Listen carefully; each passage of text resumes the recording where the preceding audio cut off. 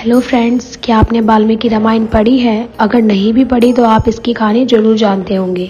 श्री राम 14 वर्ष के लिए वनवास जाते हैं अपनी पत्नी सीता और छोटे भाई लक्ष्मण के साथ, जहां पर रावण माता सीता का अपहरण करता है। जब रावण नहीं छोड़ता माता सीता को, तब यहाँ पर युद्ध होता है, जहाँ पर रावण की हार होती है और अच्छाई की जीत होती है। हर साल हम इसी का जश्न मनाते हैं, the victory of good over evil. अधर्म के आगे धर्म की जीत हुई। यह कहानी सुनने में बहुत सिंपल लगती है, लेकिन शायद यह कहानी इतनी सिंपल है नहीं। अगर आप सोशल मीडिया देखेंगे तो ये हीरो वर्सेस विलेन रावण के अगेंस्ट जाते हैं। इनफैक्ट क्या आप जानते हैं, ऐसे कई मंदिर हैं जहां रावण की पूजा करी जाती है, जैसे मध्य प्रदेश के एक गांव के मंदिर में और उत्तर प्रदेश के कानपुर में दशानन मंदिर। ग्रेटर नोएडा में ये मंदिर है। आंध्र प्रदेश में भी आपको रावण के कई मंदिर देखने को मिलेंगे, जहां पर लोग नारे लगाते हैं जय लंकेश जय रावण बाबा की। और वहीं हमें मिलियंस में व्यू वाली यूट्यूब में पोएम देखने को मिलती है। घमंडी मैं पापी, हाँ मैं ताकत का प्रतीक हूँ, मैं वही दशानन जिद्दी हूँ और थोड़ा सा ढीठ हूँ। तो सुन लो सारी दुनिया वालों के, तुम राम बन जाओ, मैं रावण ही थी। आजकल हमें देखने के लिए मिल रहा है कि इंसान कोई भी हो, रावण के लिए एक सॉफ्ट कॉर्नर आ गया है। लोग जस्टिफिकेशन देते हैं कि रावण इतना भी बुरा नहीं था। कई लोग ऐसी सिंपैथी दिखाते हैं रावण और कुंभकर्ण को लेकर, लेकिन रावण का तीसरा भाई विभीषण, उन्हें सब हेट करते हैं, उन्हें गद्दार कहते हैं। आप लोगों को विभीषण के बारे में मुहावरे तो सुनने को मिले होंगे, घर का बेदी लंका ढाए। एक सॉन्ग भी रिलीज हुआ था जिसको गाया था गुलजार छानीवाला ने। इस गाने में एक लाइन थी, बैरियों की नहीं थी औकात लाडले, विभीषण जैसे यारों ने मेरी लंका बांट ली। क्या विभीषण सच में यह डिजर्व करता है, और क्या रावण सच में इतनी सिंपैथी डिजर्व करता है? आज की इस वीडियो में दोस्तों जानने की कोशिश करते हैं।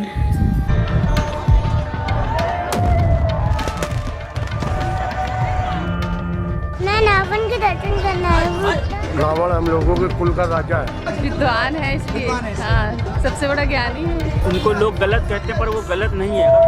रावण की कीर्ति दिग दिगांतर में अमर रहेगी, रावण अमर रहेगा। इस वीडियो में मैं सबसे पहले एक बात क्लियर करना चाहूँगी कि मैं किसी रिलीजियस टेक्स्ट की एनालिसिस के मैं खिलाफ नहीं हूँ, चाहे वह रामायण हो, कुरान हो या बाइबल हो। हमेशा मेरा मानना है कि इन टेक्स्ट को बेहतर समझने की कोशिश करेंगे। लोग नए लेसन सीख सकते हैं, और जो लोग धर्म के खिलाफ नफरत फैलाते हैं उसे काउंटर किया जा सकता है। इवन डॉक्टर अम्बेडकर ने कुछ पैम्पलेट्स लिखे थे, द रिडल इन हिंदुइज्म या फिर the riddle of Ramayana Krishna. इस तरह के डिस्कशन और डिबेट्स कल्चर का एक बहुत बड़ा इंटीग्रल पार्ट रही है काफी लंबे समय से। विभीषण की बात करने से पहले रावण की बात करते हैं। वो रावण के फेवर में सबसे बड़ा आर्ग्यूमेंट जो उठाया जाता है वो है, ठीक है पता है कि रावण ने सीता का अपहरण करा, पर उसकी पॉजिटिव साइड भी देखो। पता है कितना बड़ा विद्वान था, सारे वेद शास्त्र पुराण सब कुछ पढ़ रखा था, इतनी कमाल की वीणा बजाता था, शिव भक्त था, ब्राह्मण था। जलाने लग गए पुतला ऐसे ही। पॉजिटिव देखा करो कुछ। तो सुना आपने रावण क्या था? तो सबसे पहले ये कुछ फोटो देखिए, है ना ये कितनी ब्यूटीफुल पेंटिंग। क्या आप जानते हैं इन पेंटिंग को किसने बनाया है? एडोल्फ हिटलर ने।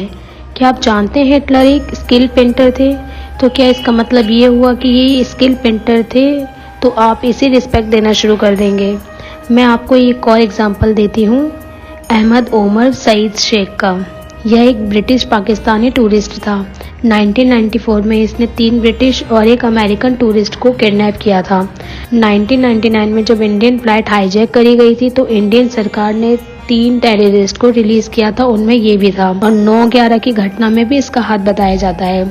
क्या आप जानते हो अहमद ओमर सईद इतना इंटेलिजेंट था कि prestigious London of school economics में इनको एडमिशन मिल गया था। उन्हीं दिनों ये अपनी यूनिवर्सिटी में चेस चैंपियन भी थे और इसको 5 भाषाएं भी बोलनी आती थी। इन सब नॉलेज के कारण क्या आप इसे बुरा इंसान नहीं मानेंगे?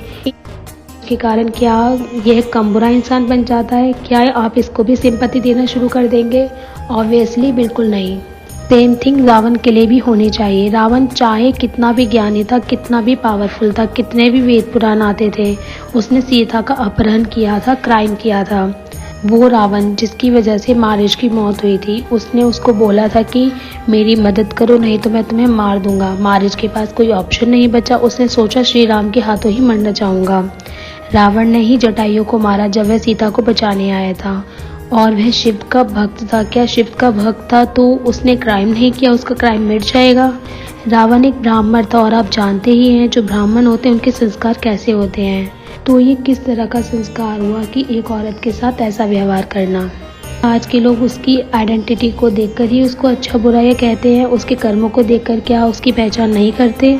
रावण के द्वारा की गई और एट्रोसिटीज के बारे में बताया गया है उत्तरकांड में। राम से जो लड़ाई थी वो एक अलग बात है, पर रावण कितना कमाल का एडमिनिस्ट्रेटर था, अपने राज्य पे कितना अच्छे से शासन करता था, वो तो देखो।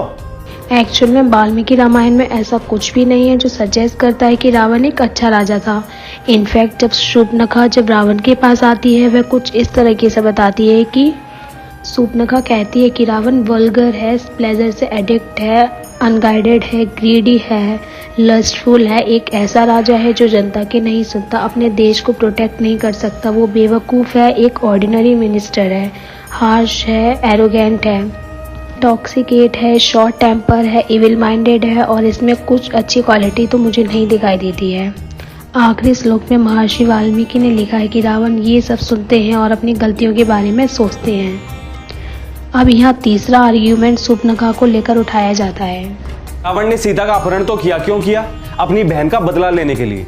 लक्ष्मण ने कितनी बेरहमी से शूर्पणखा के नाक और कान काट दिए थे।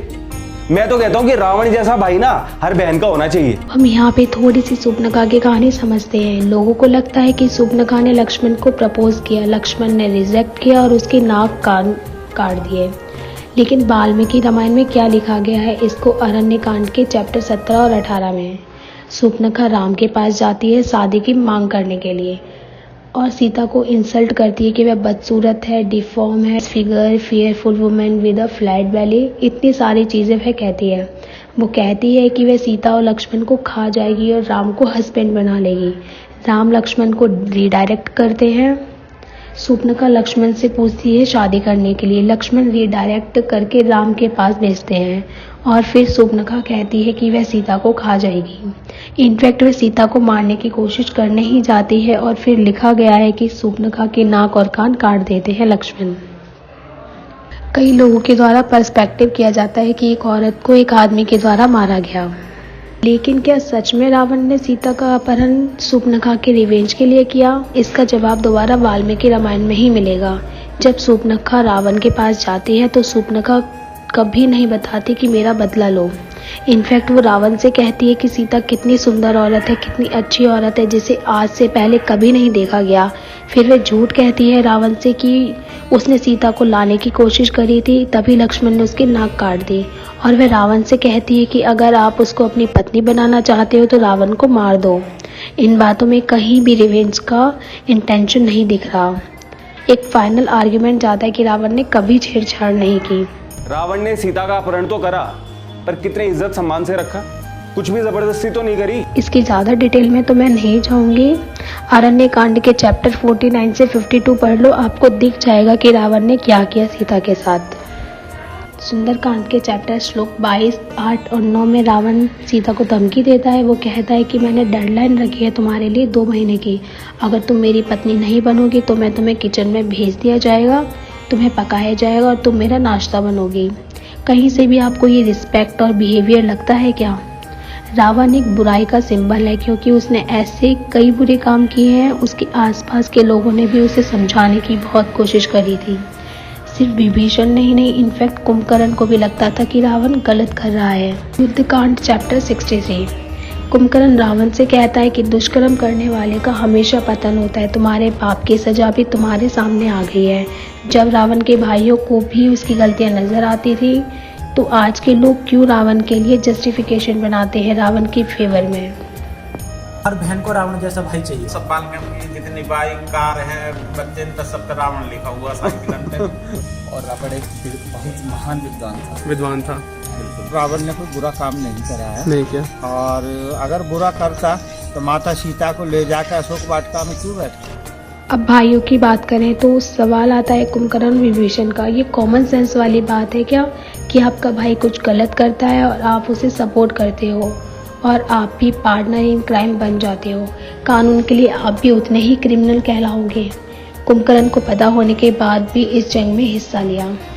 और अब हम बात करते हैं विभीषण की। हमें रोज़मर्रा की ज़िंदगी में ऐसे केस देखने को मिलते हैं, मूवीज़ में भी दिखाया जाता है, जिन्होंने अपनी साइड बदली सही राह पर चलने के लिए, और हम आमतौर पर इनको एडमायर करते हैं। जैसे कि दीवार फिल्म जो आई थी, जिसमें ऑनेस्ट पुलिसमैन थे रवि, वो अपने भाई को पेपर पर साइन करने को बोलते हैं कि सारे क्राइम छोड़कर सरेंडर कर दें।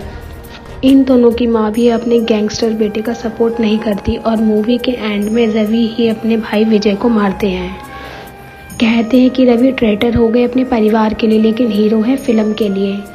रियल लाइफ में भी ऐसे केस देखने को मिलते हैं। 2019 में निकोट सुबट अपने बेटे की डायरी में देखती हैं कि वह शूटिंग प्लान करने लगा है। वो डायरेक्ट पुलिस को इन्फॉर्मेशन दे देती हैं इसके बारे में। 2022 में मीडिया इंटरव्यू में बताया जाता है कितना मुश्किल डिसीजन लिया था अपने बेटे की ही अगेंस्ट जाना। लेकिन जब विभीषण रावण का यानी बुरे का साथ छोड़कर अच्छाई का साथ पकड़ता है, तो ऐसा क्यों है कि लोग लॉयल्टी को ज़्यादा इम्पोर्टेंस देते हैं और सही या गलत को कम इम्पोर्टेंस देते हैं। और अगर आप किसी ऑर्गेनाइजेशन का हिस्सा हैं और ऑर्गेनाइजेशन गलत काम करने लगती है, तो आप भी सही ऑर्गेनाइजेशन की ओर स्विच हो जाते हैं। तो क्या इस चीज़ में गद्दार होना सही चीज़ नहीं है? एक फाइनल एक्यूजेशन यहाँ पर विभीषण पर लगाया जाता है कि उन्होंने रिवील किया कि रावण का सीक्रेट क्या था। उनकी नाभि में अमृत था, हमको वहीं पर तीर चलाना चाहिए। आप में इतनी भी लॉयल्टी नहीं होना चाहिए कि आप अच्छाई और बुराई की पहचान ना कर सकें। जैसे रुडयार्ड किपलिंग ने अपनी पोएम में कहा था कि if you are able to save your head while everyone else is losing theirs, you will be a man my son. Vibhishan की वजह से लंका का डिस्ट्रैक्शन नहीं हुआ था, बल्कि रावण के बुरे कामों से हुआ था। तो क्या लेसन सीखने को मिला आपको इस वीडियो से? नीचे कमेंट बॉक्स में ज़रूर बताएं। वीडियो अच्छी लगे तो लाइक करें। ऐसी और वीडियो को देखने के लिए सब्सक्राइब करें और अपने दोस्तों को भी शेयर करें।